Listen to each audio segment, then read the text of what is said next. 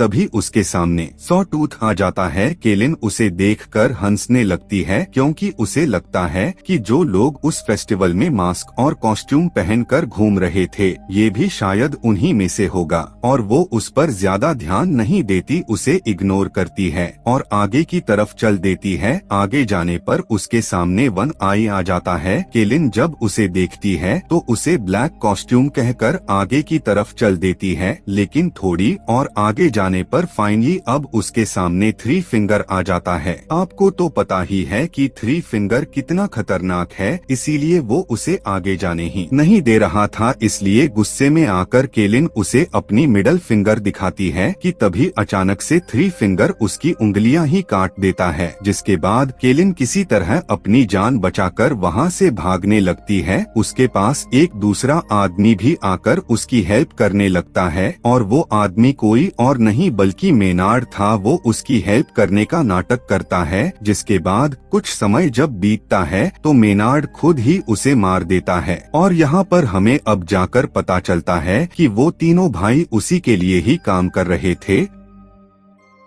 और वो तीनों भाई इस कहानी के पिछले पार्ट में उस सेनेटोरियम से निकलकर अब मेनार्ड को मिल ही गए। ये तीनों उसी के साथ साथ रहकर उसी के लिए ही काम करते हैं, क्योंकि मेनार्ड भी उन्हीं के जैसा एक सीरियल किलर ही है और वो भी इंसानों को मारने के बाद उसे उन्हीं के साथ खा जाता है। अब यहाँ से जो इनका प्लान था वही करते हैं, यानी कि केलिन की बॉडी को अपने घर पर ले जाकर काटना शुरू कर देते हैं। लेकिन कुछ देर के बाद हम देखते हैं कि मेनार्ड तीनों को काफी डांटने लगता है, उन पर गुस्सा करने लगता है, क्योंकि वे तीनों सही से सबूतों को ठिकाने नहीं लगाते थे और वे तीनों मेनार्ड से काफी ज्यादा डर कर ही रहते थे। अब यहाँ से सीन शिफ्ट होता है और एक कार में हमें 5 कॉलेज स्टूडेंट्स को दिखाए जाते हैं और ये सभी भी उसी माउंटेन मैन म्यूजिक फेस्टिवल में जा रहे थे। लेकिन तभी हम देखते हैं कि जानबूझकर मेनार्ड उनकी कार के आगे आ जाता है और उसे बचाने के चक्कर में उनकी गाड़ी काफी दर्दनाक तरीके से जाकर एक पेड़ से टकराती है और मेनार्ड उन्हें दिखाने के लिए ऐसा नाटक करता है कि जैसे कि वो सच में उनकी गाड़ी से टकरा गया हो। लेकिन उन्हीं फ्रेंड्स में से जिसका नाम बिली था, जो खुद गाड़ी को चला रहा था, उसे पूरा यकीन था कि उसकी कार उसे बिल्कुल भी टच नहीं किया था। लेकिन जैसे ही बिली उसे चेक करने के लिए उसके पास जाता है, वो फौरन उस पर चाकू से अटैक कर देता है। यह देखते हुए वो तीनों फ्रेंड्स मिलकर उसे काफी बुरी तरह से मारने लगते हैं और यह सब कुछ दूर से वे तीनों भाई भी देख रहे थे। अभी यहाँ से ये तीनों भाई उन पर अटैक करने ही वाले थे कि तभी पुलिस ऑफिसर्स शेरिफ एंजिला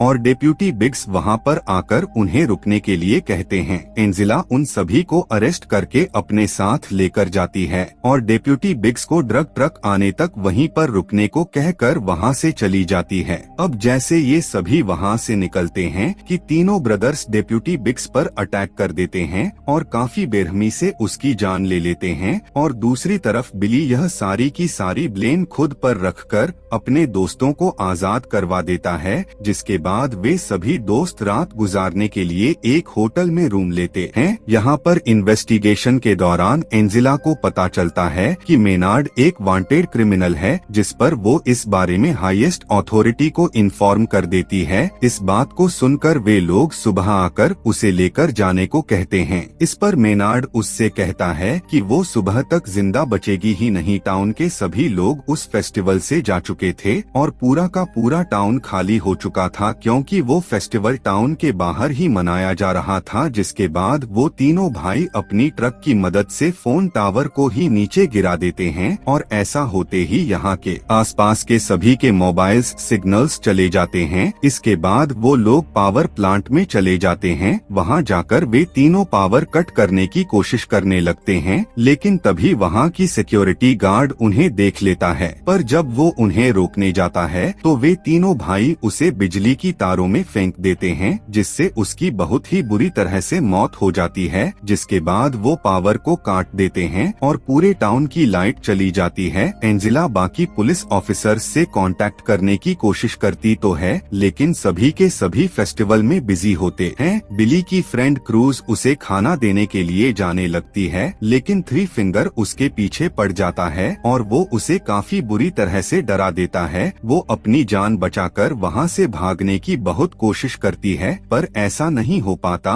और थ्री फिंगर उसे पकड़कर मार देता है। कि तभी वहीं पर हम देखते हैं कि उन्हीं फ्रेंड्स में से जूलियन कहीं जा रहा होता है। रास्ते में ही थ्री फिंगर क्रूज को काट कर खा रहा था, लेकिन जूलियन का नजर उस पर नहीं पड़ती और वो अनजाने में वहाँ से निकल जाता है। जूलियन पुलिस स्टेशन पहुँचता है। तब बिली अपने दूसरे दोस्त क्रूज के बारे में पूछने लगता है कि तभी उसकी बात सुनकर जूलियन उससे कहता है कि क्रूज तो तुम्हारे ही पास आने के लिए निकली थी। यहाँ पर हम लेटा को देखते हैं जो सावर लेने के लिए पीछे जाती है और तभी सॉ टूथ उन्हीं के फ्रेंड में से एक को, जिसका नाम ग्रस होता है, उसे पकड़ कर ले जाते हैं। आवाज सुनकर लेटा बाहर आती है कि तभी वन आई उस पर भी अटैक कर देता है। किसी तरह से बहुत मुश्किल से वह अपनी जान को बचाकर भाग जाती है। पुलिस स्टेशन के दरवाजे पर कोई नॉक करता है। बिली को लगता है कि शायद क्रूज ही होगी। जब एंजेला चेक करती है तब वहाँ पर क्रूज ना होकर उसका हस्बैंड होता है, जो उसके लिए खाना लेकर आया था। वो उसे खाना देकर फौरन वहाँ से चला जाता है। वो तीनों भाई ग्रस को बांध देते हैं